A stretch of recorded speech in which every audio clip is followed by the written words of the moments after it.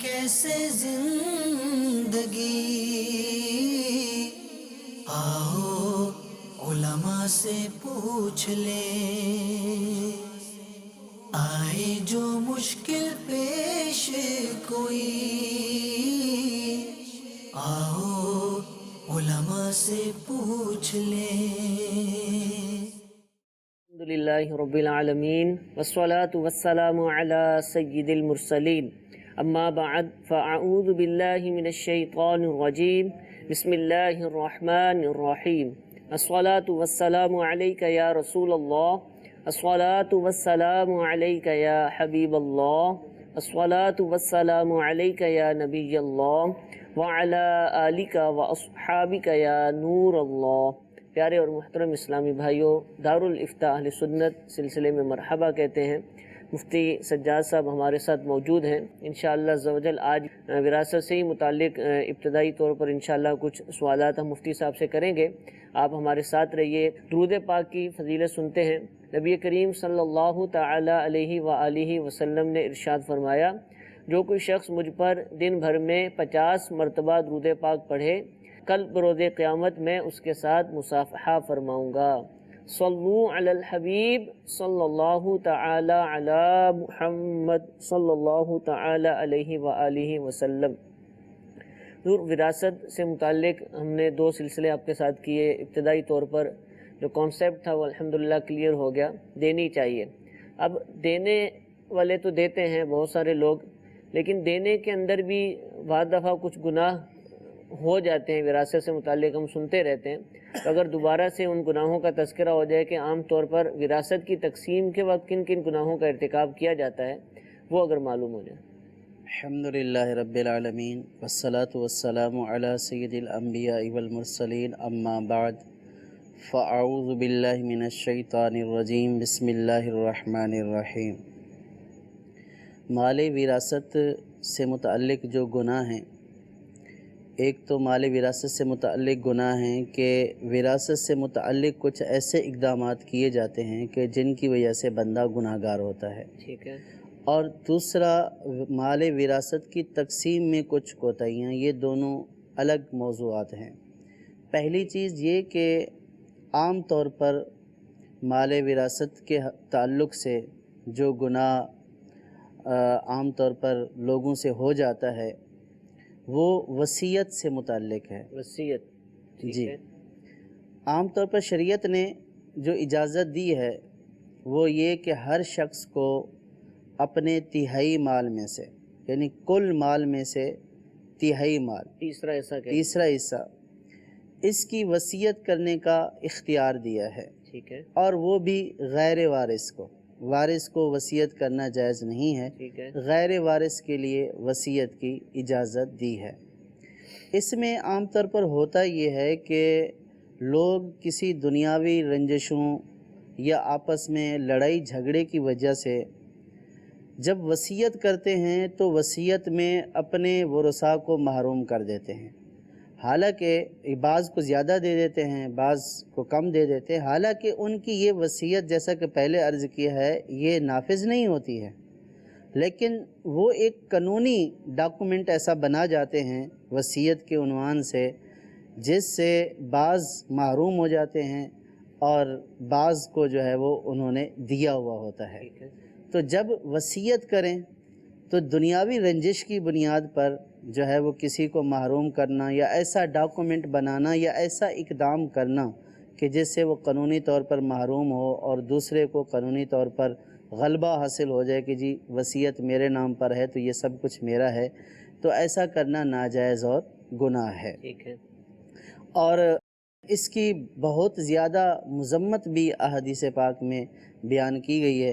حضرت ابو ہریرہ رضی اللہ تعالیٰ عنہ سے روایت ہے کہ نبی کریم صلی اللہ تعالیٰ علیہ وسلم نے ارشاد فرمایا کہ مرد و عورت 60 سال تک اللہ تعالیٰ کی اطاعت و فرما برداری کرتے رہیں، پھر جب ان کی موت کا وقت قریب آ جائے اور وہ وصیت میں کسی کو نقصان پہنچائیں تو ان کے لیے جہنم کی آگ واجب ہو جاتی ہے۔ اب یہاں 60 سال سے مراد یہ ہے کہ طویل عرصے تک ٹھیک ہے، بندہ اللہ تعالیٰ کی اطاعت و فرمانبرداری کرتا رہا، لیکن جب وصیت کا معاملہ آیا تو اس نے کسی کو نقصان پہنچانے کے لیے وصیت میں کمی اپنے بیشی کسی کر وارث دی۔ کو محروم کرنے کے لیے کسی اور کے لیے وصیت جی، کر دی۔ تو اس صورت میں ارشاد فرمایا کہ اس کے لیے جہنم کی آگ واجب ہو جاتی ہے۔ ایک دوسری حدیث پاک میں تو یہاں تک ارشاد فرمایا کہ اگر کوئی شخص 70 سال تک جنتیوں والے عمل کرتا رہے، 70 سال تک جنتیوں والے عمل کرتا رہے، لیکن موت کے وقت وہ وصیت میں نقصان پہنچائے، خیانت کرے، تو ایسے شخص کے لیے حکم یہ ہے کہ اس کا خاتمہ برا ہوگا، استغفر اللہ۔ برے عمل پر خاتمہ ہوتا ہے اور وہ جہنم میں داخل ہو جاتا ہے، صرف وصیت میں خیانت کرنے کی وجہ سے۔ اور اگر ایک شخص 70 سال تک جہنمیوں جیسے عمل کرتا رہا، لیکن موت کے وقت اس نے وصیت میں اعتدال رکھا، انصاف کیا، کوئی خیانت نہیں کی، تو ایسے شخص کا خاتمہ اچھے عمل پر ہوگا اور وہ جنت میں داخل اچھا ہوگا۔ مفتی صاحب، بعض دفعہ وہ وصیت کرتے ہیں اور اس سے وارث محروم ہو رہا ہوتا ہے، وہ اس وجہ سے بھی ہوتا ہے کہ وارث جو ہے وہ اس کا بیٹا یا جو بھی ہے وہ نافرمان ہوتے ہیں، تنگ رہتا ہے ساری عمر، اور جاتے جاتے بس اس کو نہیں دینا اور وہ کسی اور کے لیے وصیت کر دیتا ہے، کسی مدرسے کے لیے دے دیتا ہے، کسی اور شخص کو دے دیتا ہے، تو کیا ابھی وہ بھی ان وعیدوں میں آئے گا؟ اگر اپنے وارث کو نقصان پہنچانے کے لیے کسی نے وصیت کی ہے، اب دیکھیے وصیت تو تہائی مال میں نافذ ہو، ٹھیک ہے، اگر وہ اپنی ساری جائیداد بھی کسی ٹرسٹ کو، کسی فلاحی ادارے کو دے کر چلا جاتا ہے، اس کی وصیت کر کے جاتا ہے، ایک تو یہ کہ اپنی زندگی میں حوالے کر دی، سپرد کر تو دی، الگ ہے گفٹ۔ یہ تو گفٹ ہو گیا اگر انہوں نے قبضہ کر لیا۔ ایک یہ کہ اگر وہ ساری جائیداد کی وصیت کرتا ہے، پہلی بات تو یہ ہے کہ تہائی میں نافذ ہوگی۔ ٹھیک ہے، ہاں، اگر سارے کے سارے ورثاء بالغ ہوں اور وہ جو ہے وہ مرحوم کی اس وصیت کو جائز قرار دے دیں کہ ٹھیک ہے دے دیا جائے، سب بالغ ہیں، تو وہ سب بھی دیا جا سکتا ہے۔ لیکن اگر کوئی شخص لکھتے وقت، حالانکہ شریعت نے حق محفوظ رکھا ہے، ٹھیک ہے، لیکن یہ لکھتے وقت اپنے طور پر جو ہے وہ دل میں بغض رکھتے ہوئے اس کو محروم کرنے کی کسی طرح کوشش کر رہا ہے، تو اس صورت میں اس کے لیے یہ گناہ ہے۔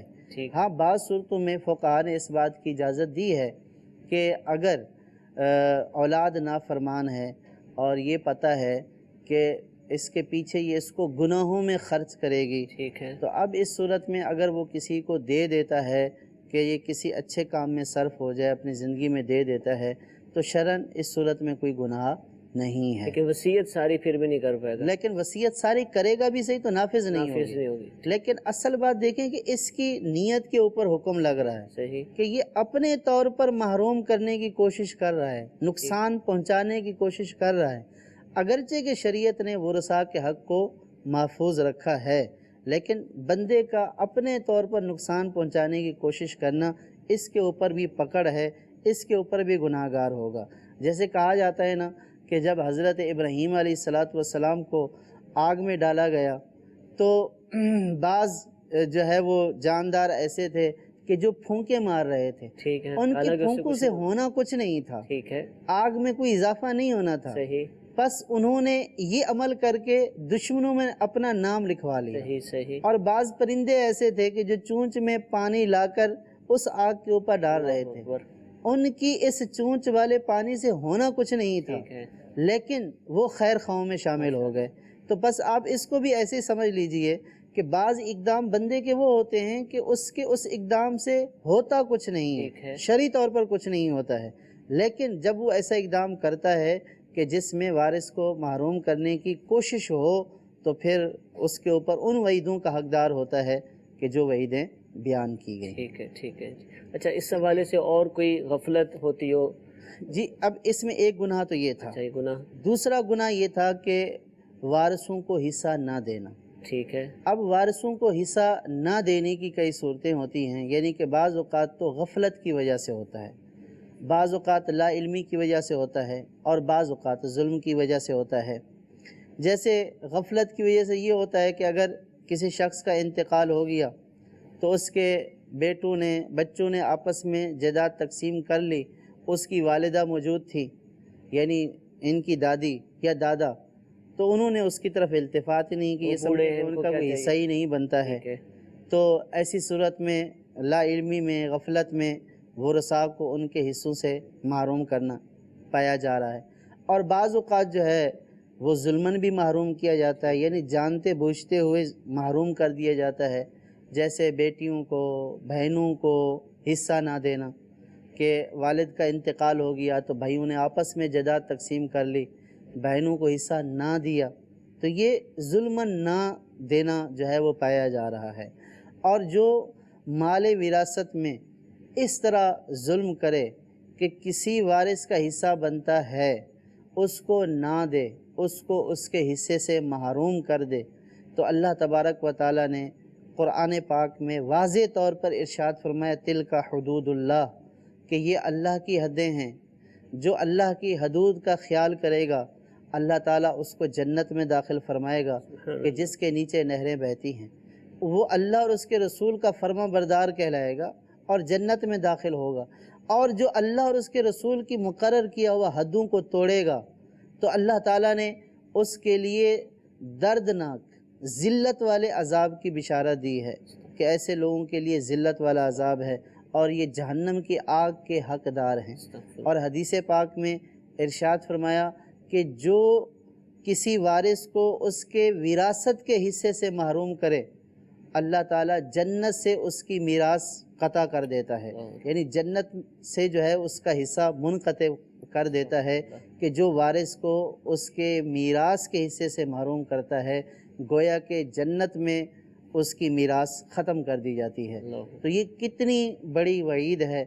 اور قرآن پاک میں بھی ارشاد فرمایا وَتَأْكُلُونَ التُّرَاثَ أَكْلًا لَمًّا، کہ وہ جو ہے وہ وارثوں کا مال جمع کر کے کھا جاتے ہیں۔ وَتُحِبُّونَ الْمَالَ حُبًّا جَمًّا، اور وہ مال سے محبت کرتے ہیں۔ تو وارثوں کے حصوں کو جمع کر کے کھا جانا یہ ظلم ہے، ناجائز اور گناہ ہے، چاہے یہ لا علمی کی وجہ سے ہے، جہالت کی وجہ سے ہے، یا عدم توجہی کی وجہ سے ہے، یا ظلم کی وجہ سے ہے۔ تینوں صورتوں میں ایسا کرنے والا شخص شدید گناہ گار ہے۔ حضور، وارث کو محروم کرنا فی زمانہ آپ کیا دیکھتے ہیں کہ عمومی طور پر کس وارث کو زد میں لایا جاتا ہے، یعنی عام طور پہ محروم کیا کس کو جا رہا ہوتا ہے؟ آپ کا تجربہ ہے، لوگ آتے ہیں اور آپ دیکھتے ہوں گے، یا جو بھی مسئلے بیان کرتے ہیں اور کس کو غائب کر دیا جاتا ہے بیچ میں سے؟ عام طور پر بہنوں کا جو حصہ ہوتا ہے، ٹھیک ہے، یا بیٹیوں کا جو حصہ ہوتا ہے، اس میں بہنیں اور بیٹیاں عام طور پر اپنے حصوں سے ہاتھ دھو بیٹھتی اور ہیں۔ یہ دور جاہلیت میں بھی یہی معاملہ جی، تھا؟ یہی معاملہ زمانہ جاہلیت کا تھا کہ وہ اپنی بیٹیوں کو مال وراثت سے نہیں دیتے تھے، اپنی بہنوں کو مال وراثت سے محروم کر دیتے تھے۔ اور اسی طرح کا ایک جو ہے وہ یوں سمجھے گناہ یا برائی آج کے دور میں مسلمانوں میں پائی جا رہی ہے کہ بہنوں کو حصہ دینے کے معاملے میں بھائی بالکل بے حسی کا مظاہرہ کرتے ہیں، اور بہنیں بیچاری حسرت سے تکتی رہ جاتی ہیں اور اس انتظار میں ہوتی ہیں کہ کچھ ان کی طرف سے بات چیت ہو۔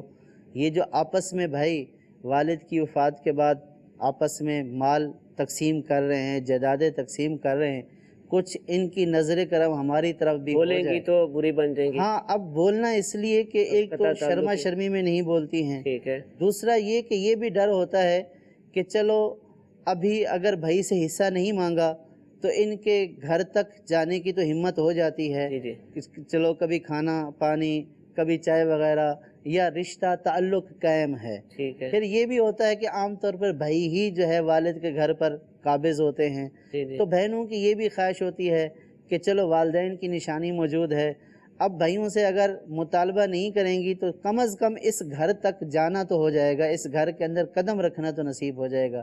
لیکن جس دن بہنوں نے مطالبہ کیا اس دن بھائیوں کا مزاج بگڑ گیا، اگرچہ سب ایسا نہیں ہے، ٹھیک ہے، سب جگہ پر ایسا نہیں ہے، اور جو ہے وہ مسلمانوں کی کثیر تعداد بہنوں کو حصہ دیتی ہے، بیٹیوں کو حصہ دیتی ہے، لیکن ایسے لوگ بھی موجود ہیں کہ جس دن بہنوں نے مطالبہ کیا اس دن سے جھگڑا فساد شروع ہو گیا، اور پھر انہی کو فتنہ اور فساد کا سبب جو ہے وہ قرار دیا جاتا ہے، انہی کو جو ہے وہ یہ سمجھا جاتا ہے کہ انہوں نے ہمارے مال پر نظر رکھی ہوئی ہے، ان کو جو ہے وہ ہمارا اچھا کھانا برداشت نہیں ہوتا ہے، تو طرح طرح کی تہمتیں اور طرح طرح کے الزامات اس میں لگا حضور کر ان ایک کو دو چپ کرایا جاتا توجیہات جو میرے ذہن میں آ رہی ہے بیان کی جاتی ہیں، آپ نے بھی سنی ہوں گی۔ ایک تو یہ کہ بھائی یہ جو جائیداد ہے اس میں تو میں بھی کماتا رہا باپ کے ساتھ، محنت میں نے کی ہے ساری، والد صاحب کا تو وہ شروع کیا تھا، اس کے بعد تو میں نے کیا تھا سارا۔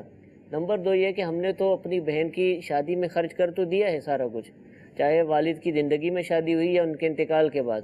تو یہ اس طرح کے بھی وہ ذہن میں لا کر، حالانکہ دینی ذہن بھی ہوتا ہے بعضوں کا اور نماز بھی پڑھ رہے ہوتے ہیں اور سب، لیکن مال ایک ایسی چیز ہے کہ وہ دماغ میں کوئی نہ کوئی اس کی صورت پیدا کر ہی دیتا ہے اور مطمئن ہو جاتے ہیں کہ ہم نے تو ادائیگی کر دی ہے، یا بہن نے کہہ دیا تھا آپ رکھ لیں، تقسیم بھی نہیں ہوئی لیکن وہ خاموش کروا دیا، اس پہ سائن کروا لیے۔ تو یہ ساری چیزیں کیا قابل قبول ہیں؟ مطمئن ہو جائے گا انسان اس سے؟ انسان اگر اس کا ضمیر اگر سویا ہوا ہے، جاگا ہوا نہیں ہے، تو اس کے اطمینان کے لیے تو بہت ساری چیزیں ہیں۔ ٹھیک ہے، سوئے ہوئے ضمیر کو مزید سلانے کے لیے تو بہت سارے بہانے ہیں، ٹھیک ہے، اور دنیا کو جواب دینے کے لیے بھی میرے بہت ساری بچوں کا کیا باتیں ہیں۔ بنے گا اور یہ ساری چیزیں۔ لیکن اللہ تعالیٰ کی بارگاہ میں جو جواب دینا ہے اس میں اس طرح کے بہانے، حیل و حجت نہیں جو ہے وہ کام آئے گی۔ پہلی بات جو آپ نے کی ہے، یہ کہا جاتا ہے کہ والدین کی زندگی میں ہم نے جو ہے وہ کمایا ہے، ہم نے بھی شامل حال تھے۔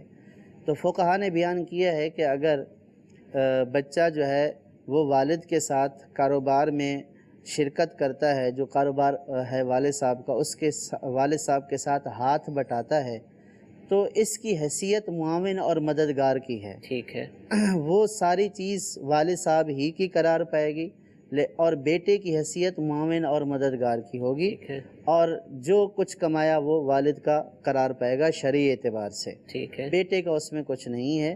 عام طور پر بیٹے والدین کے معاون اور مددگار ہوتے ہیں، والدین کا ہاتھ بٹاتے ہیں۔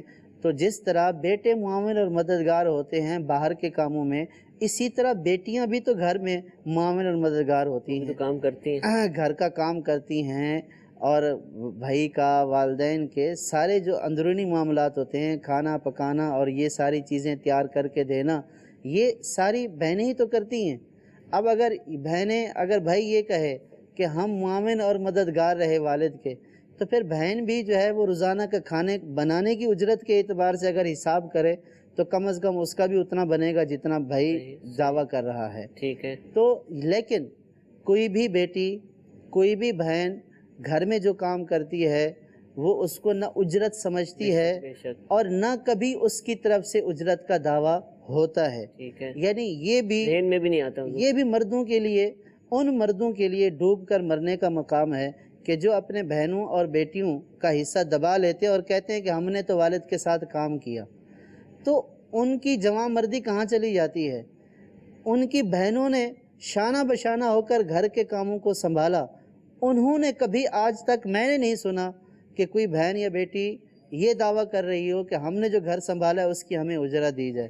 لیکن بیٹا جو ہے مرد ہونے کے باوجود بھی یہ کہہ رہا ہوتا ہے کہ جی میں تو ساتھ تھا، میں تو سارا دن دکان کے اوپر ہوتا تھا، سارا دن والد کے ساتھ ہوتا تھا، والد تو دکان پر ہوتے تھے، باہر کا کام تو میں کیا کرتا تھا، اور وہ اس چیز کو جو ہے اپنا حق سمجھتا ہے۔ تو اگر وہ اس کو حق سمجھتا ہے تو پھر وہ حق کہاں گیا جو بہن اور بیٹی کا حق ہے؟ صحیح، تو یہ بھی حق نہیں ہے، یہ بھی معاون اور مددگار ہے، اور بہن اور بیٹی بھی معاون اور برابر ہے۔ مددگار ہے، دونوں کا برابر کا کنٹریبیوشن ہے۔ اس میں بیٹا یہ مت بولے کہ جناب میں نے بہت زیادہ کام کیا۔ ہاں، اگر بیٹا والدین سے جدا تھا اور بیٹے کا کمانا جو ہے وہ الگ سے تھا، الگ سے اس کی سیونگ تھی، الگ معاملات تھے، اور الگ سے چیزیں بناتا الگ سے رہا۔ چیزیں وہ لیتا اور بیچتا تھا۔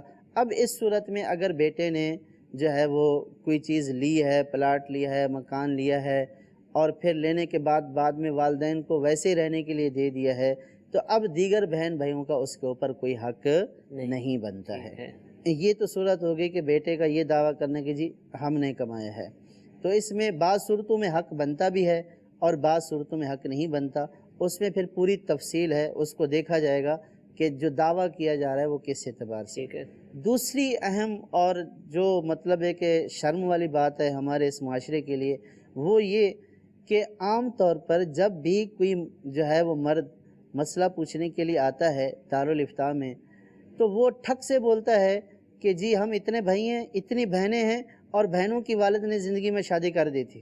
خرچہ پورا ہو گیا. جی ہم نے جو ہے والد کے بعد بہنوں کی شادی کر دی. الحمدللہ وہ اپنے گھروں میں خوش ہیں اور وہ سیٹل ہیں. ٹھیک ہے. تو وہ گویا کہ مفتی صاحب کو یہ تأثر دینے کی کوشش کر رہا ہوتا ہے کہ بہنوں کو کوئی پرواہ نہیں ہے, بہنوں کی ہم نے شادی کر دی, بہنیں سیٹ ہیں. یہ تو ان سے پوچھے تو اب اس سے پوچھا جائے کہ آپ جو ہے وہ ابھی تک غیر شادی شدہ رہے اس لیے کہ والد کی وراثت پائیں گے, یہ بھی شادی شدہ ہوتا ہے. ٹھیک ہے. یعنی بھائی اگر بہنوں کی شادی ہو گئی تو آپ کی بھی تو شادی ہو گئی, آپ نے بھی تو اس لیے ابھی تک شادی تو جو ہے وہ بغیر شادی شدہ تو نہیں رہے کہ جناب جس کی شادی ہو جاتی ہے اس کا حصہ ختم ہو جاتا ہے لہٰذا ہم شادی نہیں کرتے.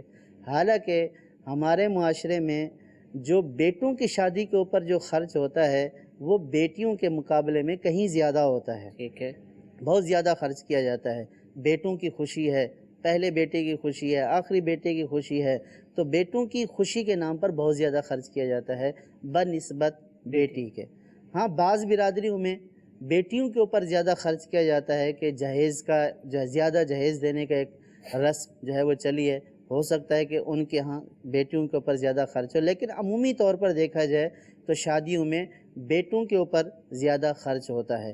تو لہٰذا میراث تقسیم کرتے وقت, ترکہ تقسیم کرتے وقت بھائیوں کا یہ کہنا کہ جو ہم نے شادیاں کر دی ہیں یا والد نے ان کی شادی کر دی تھی اور یہ سمجھنا کہ شادی ہو جانے کے بعد جو ہے وہ اب ترکے سے کوئی تعلق نہیں رہا, تو یہ بالکل جو ہے وہ غلط فہمی ہے, نادانی ہے, دین اسلام کے احکام سے ناواقفی ہے.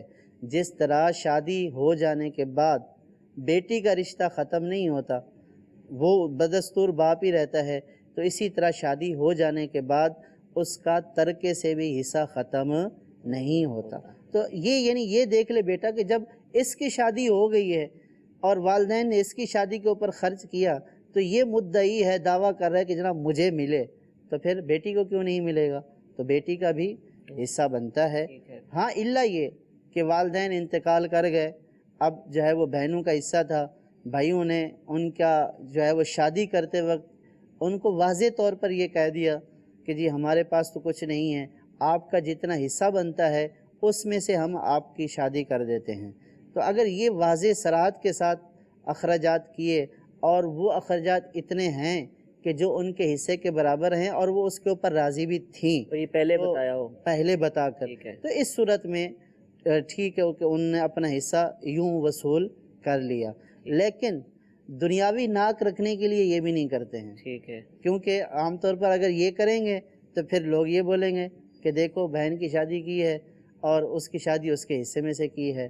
تو ایک طرف ہم نے دنیا کی ناک رکھنی ہے, دنیاوی ناک رکھنے کے لیے تو ہم جو ہے وہ یہ سارے معاملات کرتے ہیں, کسی کو نہیں بتاتے ہیں, لیکن اللہ تعالیٰ کے عذاب سے نہیں ڈرتے اور یوں شادی اور دیگر بہانوں کے وجہ سے جو ہے وہ بہنوں کو جائیداد سے محروم کر دیتے ہیں.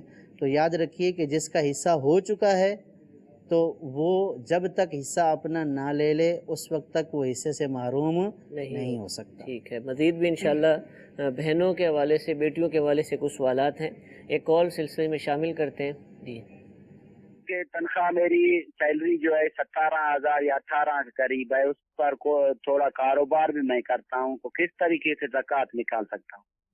جی حضور, 17-18 ہزار سیلری ہے, کاروبار بھی ہے تھوڑا سا, تو زکوٰۃ کیسے؟ 17-18 ہزار سیلری کے اوپر تو دار و مدار نہیں ہے, اصل بات یہ ہے کاروبار. ٹھیک ہے. اگر ان کا جو کاروبار ہے وہ اتنا ہے کہ جو نصاب کی مقدار کو پہنچتا ہے اور اس کے اوپر سال گزر چکا ہے اور قرض وغیرہ بھی نہیں ہے, دیگر زکوٰۃ کی شرائط پائی جا رہی ہیں, تو اس صورت میں ان کے مال تجارت کے نصاب جتنے ہونے کی وجہ سے ان کے اوپر زکوٰۃ لازم ہوگی. ٹھیک ہے. ان کی سیلری چاہے 17-18 ہزار ہو یا 8-10 ہزار ہو, اس سے کوئی سروکار نہیں. نصاب پایا گیا تو زکوٰۃ اصل ہے کہ زکوٰۃ کے مال جو ہے وہ بقدر نصاب پایا گیا اور ساری شرائط پائی گئیں تو زکوٰۃ لازم ہو جائے گی. ٹھیک ہے جی, ایک اور کال چلائیے. روزے کی حالت میں انجیکشن لگانا کیسا ہے؟ پھر دوسرے نمبر میں جو نمازیں رہ گئی رمضان سے پہلے, تو رمضان میں ادا کریں گے تو 70 نمازیں ادا ہوگی یا ایک ہی ادا ہوگی؟ جی حضور, انجیکشن لگانا کیسے؟ روزے کی حالت میں इंजेक्शन लगाने से रोज़ा नहीं टूटता है। ٹھیک ہے، इंजेक्शन जो है वो दो तरह का होता है, एक गोश्त में लगाया जाता है, एक नस में लगाया जाता है। तो चाहे गोश्त में लगाया जाए चाहे नस में लगाया जाए रोज़ा नहीं टूटता, लेकिन इसमें उलमा का इख्तिलाफ है। बाज़ उलमा के नज़दीक इंजेक्शन लगाने से रोज़ा टूट जाता है, ٹھیک ہے۔ यानी बाज़ ये मुतलकन इंजेक्शन लगाने से रोज़ा टूटने का कहते हैं, बाज़ नस में लगाने से जो है वो रोज़ा टूटने का फरमाते हैं। तो चूँकि इस मसले में उलमा का इख्तिलाफ है, तो जिस मसले में उलमा का इख्तिलाफ है तो उससे बचना बेहतर होता है। तो कोशिश ये की जाए कि रोज़े की हालत में इंजेक्शन लगाने से बचा जाए। ٹھیک، लेकिन अगर सूरत हाल ऐसी पेश आ जाए कि एक तरफ रोज़ा तोड़ना पड़ जाए और दूसरी तरफ इंजेक्शन लगाकर रोज़े को बचाया जा सकता है, तो ज़ाहिर है कि एक उलमा की कसीर तादाद का यही कहना है कि इंजेक्शन से रोज़ा नहीं टूटता। तो इस सूरत में अगर इंतहाई एमरजेंसी की सूरत में लगवा लिया तो रोज़े की बचत हो जाएगी, रोज़ा तोड़ने का जो है वो गुनाह नहीं होगा। ٹھیک ہے۔ رمضان میں ہر نیکی 70 گنا تک ہو جاتی ہے، تو اگر کوئی قضا نماز پڑھے تو 70 ادا ہو دیں گی؟ دیکھیں ثواب کے اعتبار سے جو ہے وہ ثواب 70 گنا ملتا ہے، لیکن ایسا نہیں ہے کہ یہ ایک ادا کریں گے تو 70 قضائیں ادا ہوں گی۔ صحیح، چونکہ یہ جو نیکی کر رہے ہیں یہ بھی ایک نیکی ہے کہ بندہ اپنے اوپر جو چیز لازم ہو رہی ہے، اللہ تعالیٰ کا جو فرمان ہے جو ذمے میں لازم ہے، تو وہ اس کی اطاعت و فرما برداری کرتے ہوئے اس کو ادا کر رہا ہے، تو یہ نیکی تو ہے اور رمضان میں نیکی کا ثواب دگنا ملتا ہے۔ لیکن ایسا نہیں ہے کہ یہ ایک نماز ادا کریں تو اس سے 70 قضا نمازیں ادا ہو جائیں، ایسا ایک ہی ادا ہو گیا۔ ٹھیک ہے جی، ایک اور کال چلائیے۔ مفتی صاحب کی بارگاہ میں عرض یہ ہے کہ 1 لاکھ کے پیچھے کتنی زکوٰۃ دینی ہوگی؟ دوسری عرض یہ تھی کہ ماہ رمضان میں جو زیادہ بوڑھا ہو جائے وہ روزے نہ رکھ سکے تو ایک روزے کا کتنا فدیہ دینا پڑے گا؟ جی حضور، زکوٰۃ کتنی ہوگی 1 لاکھ پر؟ 1 لاکھ پر جو ہے وہ 2500 روپے زکوٰۃ ہے، یعنی 2.5% زکوٰۃ بنتی ہے، تو وہ 2500 روپے ہے۔ اور فدیہ؟ اور ایک روزے کا جو فدیہ ہے وہ ایک صدقہ فطر ہے، ٹھیک ہے، جو فطرانہ دیتے ہیں عید کے موقع پر، تو ایک صدقہ فطر جو علماء نے بیان کیا ہے، دارالافتاء اہل سنت سے بھی جو ہے وہ فطرانے کا جاری ہوا ہے جی جی، پمفلیٹ، تو اس میں 100 روپے جو ہے وہ کم از کم مقدار، کم از کم مقدار گندم اور اس کے آٹے کے اعتبار سے جو ہے وہ 100 روپے بیان کی گئی ہے، تو 100 روپیہ یہ ایک روزے کا فدیہ بنتا ہے۔ ٹھیک ہے، 100 روپیہ بھی دے سکتے ہیں، جو کے اعتبار سے دینا چاہیں تو 240، اور کشمش اور کھجور کے اعتبار سے اگر آپ صدقہ فطر یا فدیہ ادا کرنا چاہیں تو 1600 روپیہ دارالفتاء اہل سنت سے اس کے حوالے سے رقم جاری کی گئی ہے، تو آپ ادا کر سکتے ہیں۔ حضور، بہنوں بیٹیوں کو وراثت کم دینے یا بالکل نہ دینے میں ایک چیز یہ بھی ہوتی ہے کہ اس کی اگر شادی جو ہے وہ غیر خاندان میں ہو جائے، برادری سے باہر ہو جائے، تو اب بھی کہتے ہیں یار یہ تو اب خاندان سے باہر چلی گئی ہے، تو اب ہماری جائیداد جو ہے وہ خاندان سے باہر جائے، یہ کیسے ہو سکتا ہے؟ تو نہیں دیتے۔ تو کیا یہ نظریہ بھی ٹھیک ہے؟ یہ نظریہ تو بالکل غلط نظریہ ہے۔ اگر دیکھیں کہ وراثت کا شادی سے کوئی تعلق نہیں ہے، ٹھیک ہے، وراثت کا تعلق جو ہے وہ رشتے کی وجہ سے ہے، یعنی بیٹی کا باپ سے جو تعلق ہے اور باپ کے انتقال پر اللہ تعالیٰ نے اس کو حصہ دیا ہے، ٹھیک ہے، اور اس حصے کو اس کے ساتھ مقید نہیں کیا گیا ہے کہ جناب وہ خاندان میں رہے گی تو اس کو حصہ دیا جائے گا، اگر خاندان میں شادی نہیں ہوگی تو اس کو حصہ نہیں دیا جائے گا۔ تو اس کا جو نکاح ہونا ہے کسی کے ساتھ، یہ تو جو مقدر میں لکھا ہوا ہے، چاہے خاندان میں ہے چاہے غیر خاندان میں ہے، وہ تو ہونا ہی ہونا ہے، لیکن حصے کا تعلق خاندان یا غیر خاندان سے نہیں ہے۔ اور پھر دوسری بات، یہ کوئی غیرت کی بات نہیں ہے، صحیح، وہ اپنا حق لے کر جا رہی ہے ٹھیک ہے، جو اللہ تعالیٰ نے اس کو دیا ہے، صحیح، تو وہ اس کو جہاں چاہے استعمال کرے، ٹھیک ہے، ورنہ تو کل استعمال کے اوپر بھی پابندی ہو جائے گی کہ جناب آپ آ کر اپنے آباء و اجداد کے شہر میں جو ہے اس رقم کو خرچ کریں، باہر نہیں خرچ کر سکتی تاکہ ہمارا روپیہ ہمارے ہی گاؤں یا ہمارے ہی شہر میں رہے۔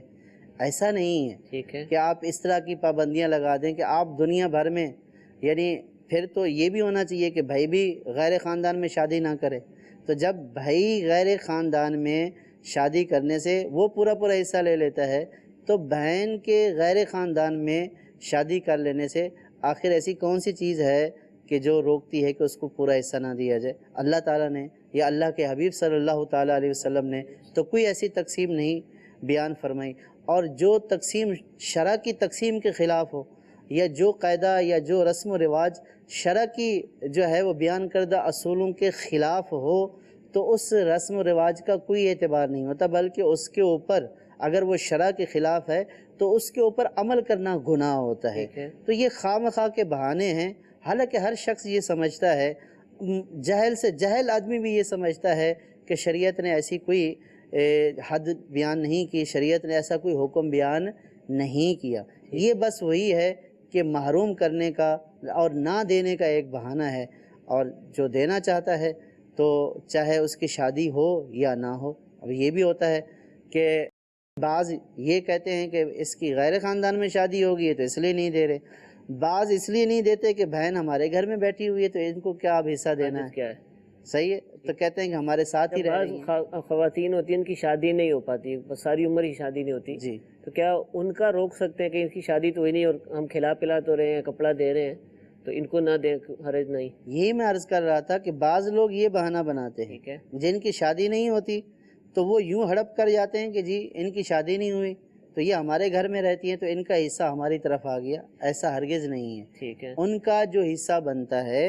وہ ان کے حوالے کیا جائے، ان کے سپرد کیا جائے، پھر وہ اپنی رضامندی سے جن کے ہاں رہ رہی ہیں ان کو دے دیتی ہیں، تو اس صورت میں کوئی حرج نہیں ہے کہ وہ مالک ہیں، وہ جس کو بھی چاہیں دے دیں۔ ٹھیک۔ اچھا حضور، آخری سوال اس حوالے سے وراثت سے متعلق کہ صحیح وقت وراثت کی تقسیم کا کیا ہے، یہ بھی ارشاد فرمائے، اور اگر تاخیر کی، عموماً کئی سال تک وراثت تقسیم نہیں ہوتی، اب کئی پراپرٹیز ایسی ہوتی ہیں جن کا رینٹ کرایہ وغیرہ آ رہا ہوتا ہے اور وہ ایک ہی شخص، بڑا بھائی یا کوئی بھی ایک فریق جو ہے وہ استعمال کر رہا ہوتا ہے، تو کیا اس پر بھی ان ورثاء کا حق ہے کہ جن کے حصے میں وہ آنی تھی، بھلے جتنے بھی فیصد آنی تھی؟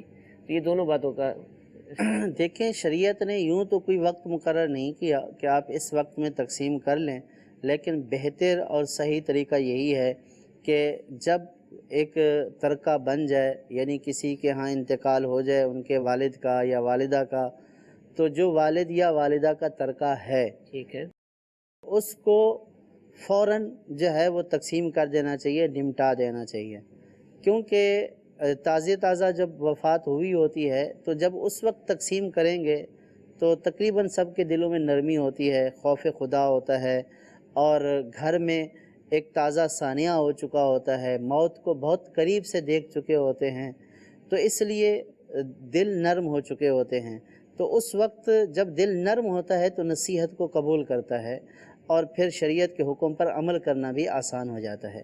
تو بہتر یہ ہے کہ جب انتقال ہو تو سوئم وغیرہ سے فارغ ہو جانے کے بعد، عام طور پر سوئم وغیرہ تک سب رشتہ دار جو دور دور کے ہوتے ہیں جمع بھی ہوتے ہیں، تو اس کے اوپر جو ہے وہ اس کو تقسیم کر لینا چاہیے۔ عجیب سا نہیں لگا اللہ کے، اب وہی بات اسی کا میں جواب دے رہا ہوں کہ اللہ کے حکم پر عمل کرنا، ٹھیک ہے، یہ زیادہ بہتر ہے بنسبت اس کے کہ کل جو ہے وہ اللہ کے حکم کی نافرمانی ہو۔ ٹھیک ہے، لوگ دیکھتے ہیں کہ بھئی یہ کیا ہوگا، لوگ کیا کہیں گے، کہ کیسا عجیب لگے گا چٹائیاں بھی نہیں اٹھی اور کہ ابھی جٹائیاں نہیں اٹھی ہیں اور یہ جو ہے وراثت تقسیم کرنے کے لیے بیٹھ گئے، یہ کوئی معیوب بات نہیں ہے، ٹھیک ہے، یہ ہرگز معیوب نہیں ہے۔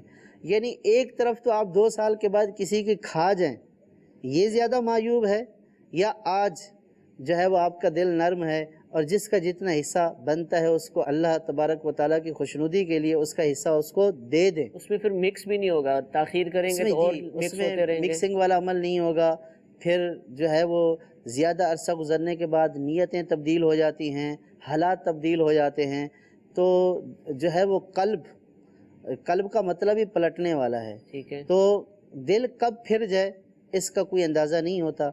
تو لوگوں کی تان سے جو ہے وہ بچنے کے لیے یا لوگوں کے دکھاوے کے لیے صرف اس لیے تقسیم نہ کرنا کہ لوگ کیا کہیں گے، لیکن کل اس سے بھی بڑا گناہ کر دیں تو اس سے بہتر یہ ہے کہ ابھی تقسیم کر دیں. یہ اللہ کا حکم ہے, اللہ نے حصہ دیا ہے, اللہ نے جب تقسیم کرنے کا حکم دیا تو اس میں کون سی شرم کی بات ہے؟ اس میں کوئی شرم کی بات نہیں, اس میں کوئی آر کی بات نہیں. لہٰذا فوری طور پر تقسیم کر لینا چاہیے.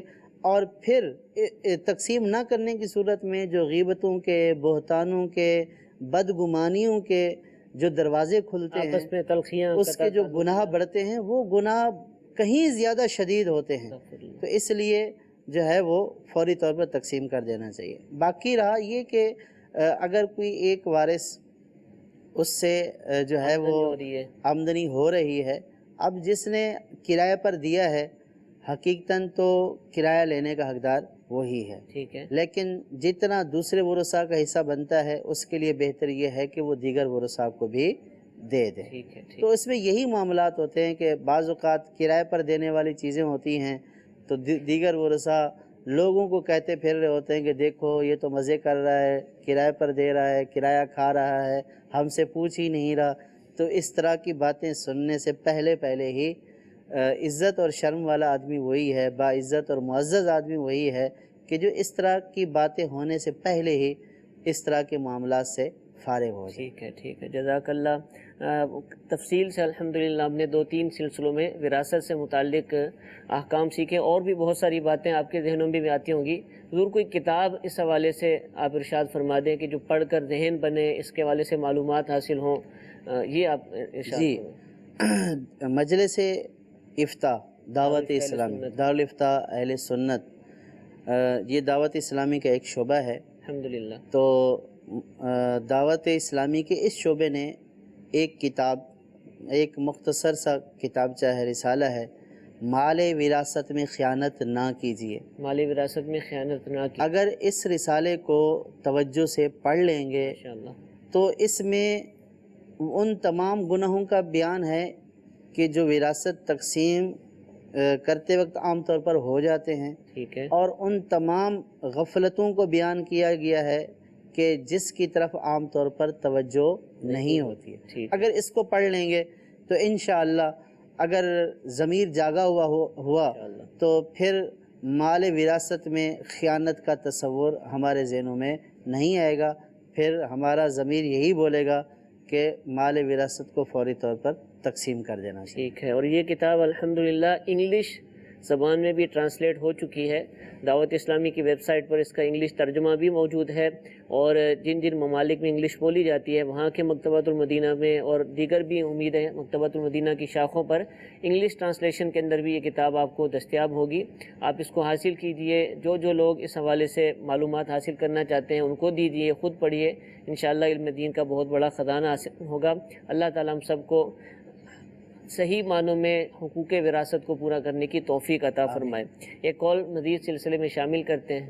جی حضرت, ایک مسئلہ معلوم کرنا تھا کہ جو ہم پرائیویٹ جاب کرتے ہیں اس کے اندر پروویڈنٹ فنڈ کاٹتی ہے کمپنی. تو فار ایگزامپل اگر وہ 1000 روپے ہماری تنخواہ سے کاٹ رہی ہے تو 1000 روپے وہ خود ملا رہی ہے. اب سال میں جو بھی رقم ہوتی ہے اس کے اوپر کیا زکوٰۃ دی جائے گی؟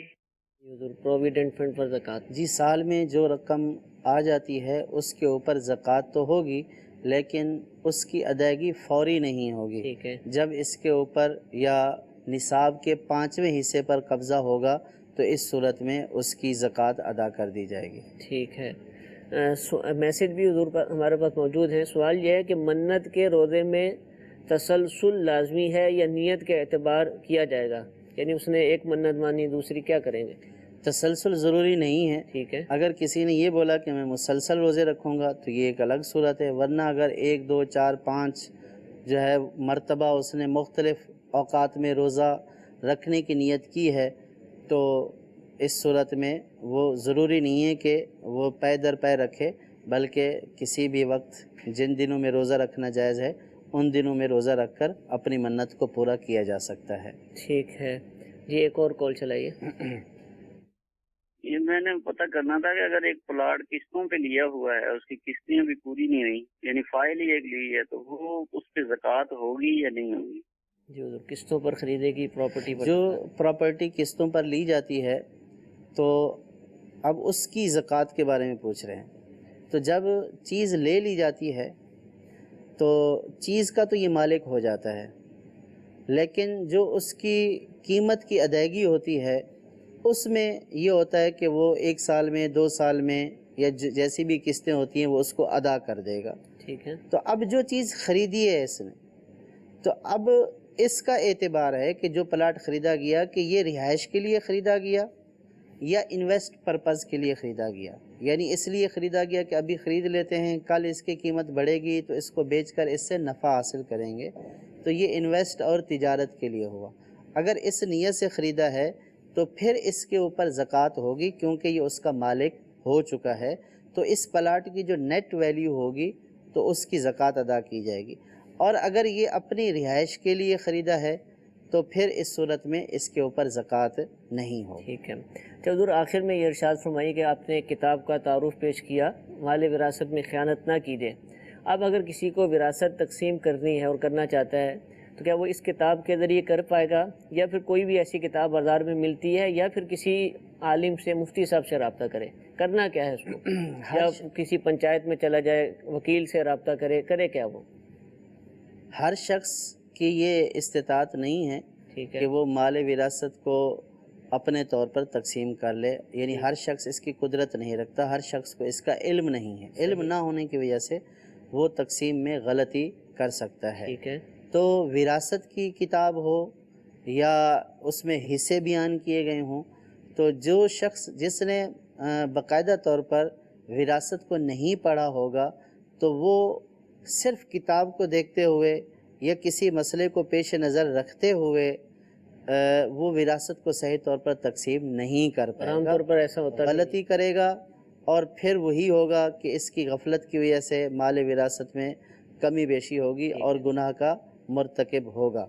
تو اس لیے جو وراثت کا علم جاننے والے ہیں عام طور پر دارالافتاء جو مفتیان کرام ہوتے ہیں، جیسے دارالافتاء اہل سنت ہے، دیگر سنی علماء مفتیان کرام کے جن کو وراثت کا علم ہے اور جو باقاعدہ فتویٰ دیتے ہیں، تو ان سے جا کر وراثت کا جو ہے وہ تقسیم کا پوچھنا چاہیے اور ان سے جا کر شرعی طور پر وراثت کی تقسیم کرانی چاہیے. ٹھیک ہے. کہ وہاں پہ غلطی کا امکان بالکل کل معدوم ہوتا ہے، نہ ہونے کے برابر ہوتا ہے. ٹھیک ہے. تو خود سے اگر کوئی تقسیم کرنا شروع کر دے اور اس کو وراثت کے احکام کا علم نہیں ہے تو اس میں غلطی کا امکان موجود ہے. ٹھیک ہے. اور پنچایت وغیرہ میں یہ بھی ایک یعنی کہ وراثت میں غلطی کا ایک سبب یہ بھی ہے کہ بعض اوقات جو پنچایت میں فیصلے کیے جاتے ہیں تو پنچایت والوں کے پیش نظر شرعی معاملات نہیں ہوتے ہیں. ٹھیک ہے. اسی طریقے سے بعض اوقات گھر میں بیٹھ کر آپس میں جو ہے وہ تقسیم کر دی جاتی ہے اور اس تقسیم کے اوپر سب راضی نہیں ہوتے، یا بعض اوقات نابالغ بھی موجود ہوتے ہیں اس میں، تو وہ تقسیم کر دی جاتی ہے، تو وہ تقسیم بھی شرعی اعتبار سے عام طور پر صحیح نہیں ہوتی ہے. ٹھیک ہے. تو اس لیے پراپر کسی مفتی صاحب سے، سنی عالم دین سے جو وراثت کا علم رکھتے ہوں تو ان سے وراثت کا مسئلہ پوچھنا چاہیے. اور بہتر یہ ہے کہ کسی سنی دارالافتاء سے باقاعدہ سوال لکھ کر اس کا باقاعدہ فتوے کی صورت میں جواب لیا جائے. الحمدللہ دارالافتاء اہل سنت بھی یہ سروس فراہم کرتا ہے. ملک بھر میں مختلف شہروں میں شاخیں موجود ہیں، وہاں رابطہ کیجیے، انشاءاللہ اس معاملے میں بھی آپ کی رہنمائی کی جائے گی. اللہ تعالیٰ ہم سب کو صحیح معنوں میں دین کے احکام پر عمل کرنے کی توفیق عطا فرمائے. آمین بجاہ النبی الامین. صلو علی الحبیب صلی اللہ تعالی علی محمد صلی اللہ علیہ وسلم. گزارے کیسے زندگی، آؤ علماء سے پوچھ لیں. آئے جو مشکل پیش کوئی،